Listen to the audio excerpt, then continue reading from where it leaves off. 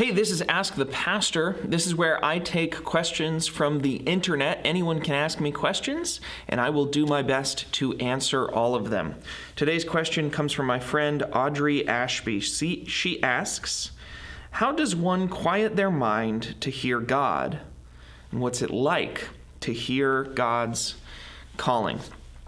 Audrey, that is such a fantastic question and such a fantastic follow-up on a previous question that I will link at the end of this video that I made a special non-Ask the Pastor how-to video.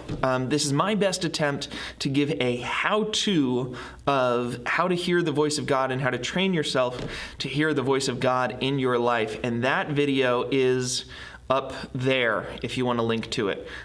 You can leave this video right now and watch that whole video if you want to get out of Ask the Pastor space and into me in pastoral mode as pastor of College Park Presbyterian Church, trying to give an instructional class on step-by-step how do we hear the voice of God. But this is also Ask the Pastor, and on Ask the Pastor, I've got to do the best job I can on answering the specific question that I've been asked. Those are the rules of the game, and the game's no fun unless we play by the rules. So, I want to answer this specific question apart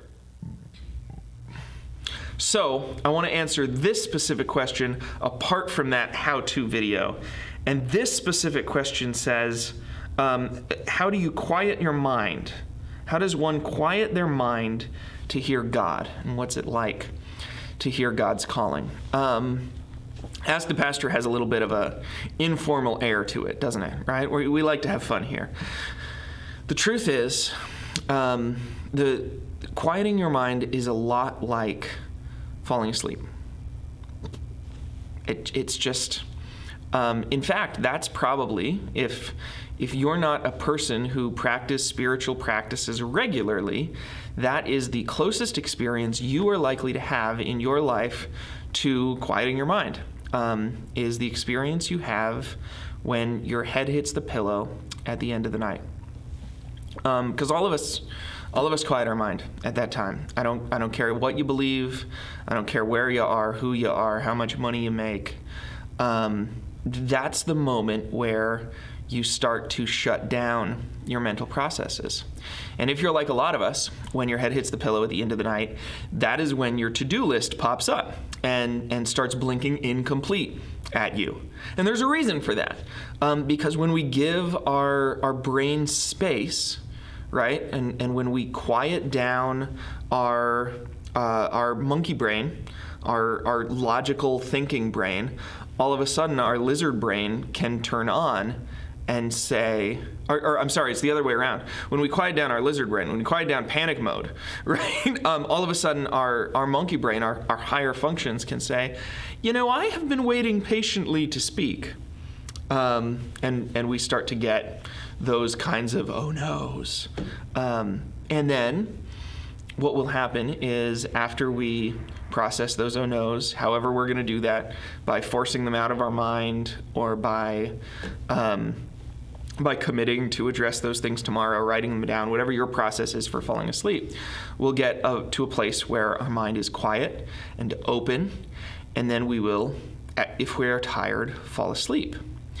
This is why, for many of us, including the disciples, when we begin to quiet our minds, when we dedicate time to listening and to prayer and to both shutting down panic mode, shutting down the lizard brain, and shutting down the monkey brain, shutting down the cerebral cortex and the amygdala, we end up in a place where we fall asleep. The disciples fell asleep in the garden when they did that. There was a Christian tradition for a very, very long time called watching. And watching is like fasting, but with sleep. It means staying up all night. You can stay up all night for Jesus. Did you know that? And the reason is because prayer is connected with sleep, because this quieting the mind process. And so if you are constantly carrying a sleep debt, right, which a lot of college students are, if you never get enough sleep in your life, it is very probable that the second you give your body a chance to kind of slow down, you're going to conk right out.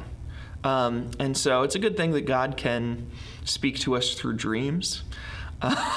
Sometimes when we say, God, I want to dedicate this time to you, right? God, I have this time to pray. This is my Sabbath. I've carved out what Abraham Joshua Heschel calls a sanctuary in time, a temple in time for you. God will say, I love you, my child, and I'm so glad you've given me this time, and you need rest. And we'll sleep.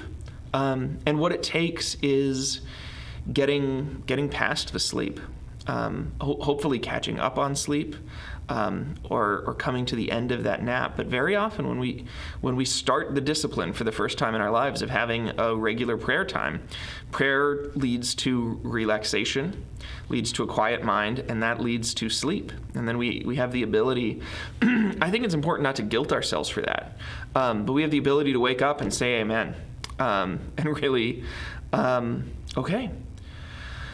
But if you're doing that, you're on the right track. If you're doing that, what you have to do is do all of that except for the falling asleep part. You have to get your brain and your body into a position where you could fall asleep, but you don't need to. Where you could fall asleep, but you aren't going to, because what you are going to do instead is listen. And that's what that's like, and that's how you do it. And then you start to recognize God's calling. And God's calling sounds like you. That's the bottom line. God's calling sounds like a voice in your head. It sounds very, very similar until you develop a keen ear to hear the difference. And of course, I'm using ear metaphorically because you don't actually hear it. It sounds like your own internal monologue. And the way you learn to tell the difference between your own internal monologue and God's voice speaking in your head is you do it a lot, and you practice a lot, and you listen, and you start over time by seeing the fruit of the actions. By seeing the times you listen to yourself and what comes of that, and the times you listen to the slightly different sounding voice and what comes of that, you say, hey, this slightly different sounding voice, that's the voice of God working in my life. But what it sounds like you. It sounds like a thought. That's the clearest I can be about that. I hope it's helpful. The biggest advice I can give for getting there, I want to say this, is don't talk. When we're in our prayer time, I think a lot of us are tempted to just keep talking to God. And sometimes we're even just keep repeating the question. God, should I take psych or calc? God, should I take psych or calc? Psych or calc, God? God, I love you so much, and you're God, and I'm praying for you, and Jesus, and just Lord, just Jesus, Lord, psych or calc, Jesus, Lord. And it's okay to repeat yourself, and it's okay to kind of bring yourself back, but it's allowed if you just say, God, I'm spending this time, and whatever thoughts come in, I'm gonna converse about them with you. I'm gonna allow them to come, and I'm going to just be at peace, and I'm not going to give myself a hard time, and I'm not going to tell myself I need to internally monologue in King James English to make it sound more like the Bible. I'm just going to listen. God, what are you saying? You practice that. And by practicing that, you get better at it. By spending time on it, you get to do it more. And when you do it more, you do it better. And when you do it better, you do it faster. And it takes less time. Thank you for asking that question. Hey, do me a favor. If I did a good job of answering this question, will you share it? Will you let other people know that I've done a good job and that they can see it? If I have done a poor job of answering the question, or if there's more you want to know, would you go ahead and ask me for more information or argue with me? Get yourself on a video. Shine a cell phone at yourself and say, hey, this is why I think that's dumb, and I think I'm an atheist, and I think hearing the voice of God is stupid, and you're just just talking to yourself, let's talk about it. That sounds great. We can talk about it. And if you've got your own question and you want to ask the pastor, you can do that too. Meanwhile, I've been asked other questions. You can watch these, including this video over here. This video over here is cool because that's the one where I talk about hearing the voice of God for the first time. Thanks.